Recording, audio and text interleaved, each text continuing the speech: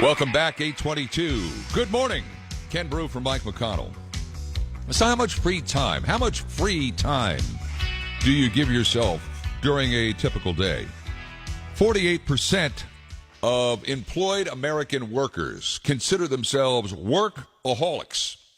And so if you consider yourself that, you probably don't give yourself a lot of free time during the day, and that's a bad thing. Almost as bad as giving yourself too much free time. Here to help us through all of that is Dr. Michelle Bengtson. She is a nationally known neuropsychologist. It's an emerging field. She'll tell us more about it when we get her on here to talk about free time and why you need as much as possible. Dr. Bengtson, thank you so much for joining us. Good morning. Good morning, Ken.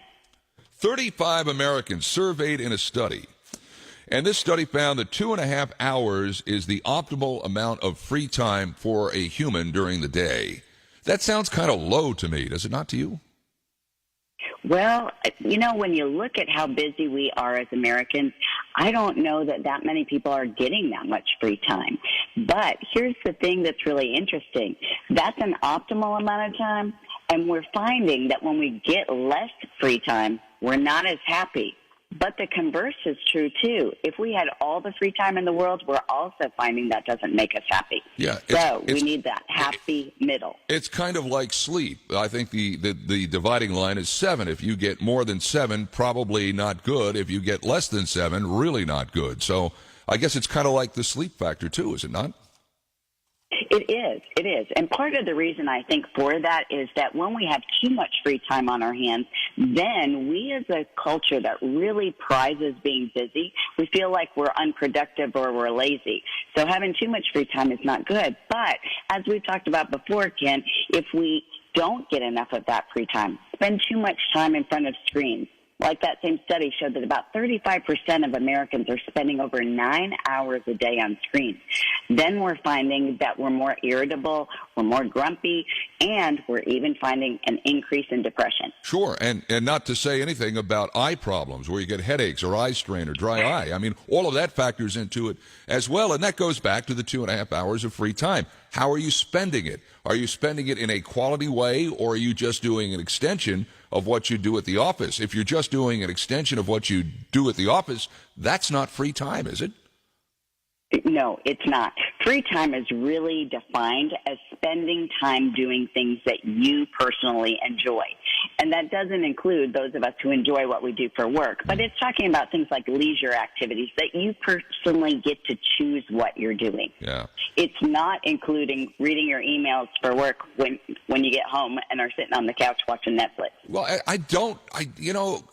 Doctor, I just think a lot of people, and this is all anecdotal, it's nothing else, I'll admit that, I think a lot of people have trouble developing hobbies and interests because they're married to their work, and everything is focused on their work.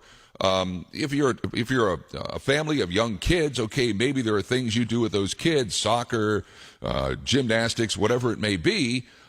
Sure, there's some time there, but that's not exactly your time either. That's family time. I just think people are just not as well-rounded in their interest now than they were maybe 30 years ago, and I think it's because of things like a computer or a device or email or whatever anybody's watching, social media.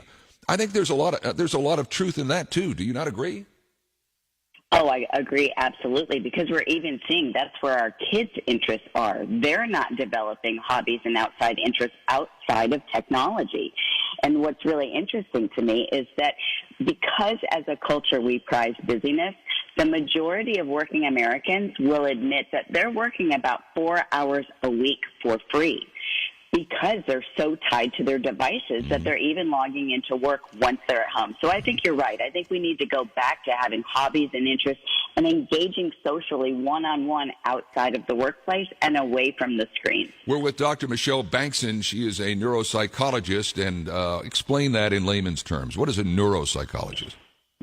Well, Ken, really, I'm a professional that understands the relationship between brain and behavior and then helps people figure out how to work more optimally. Gotcha.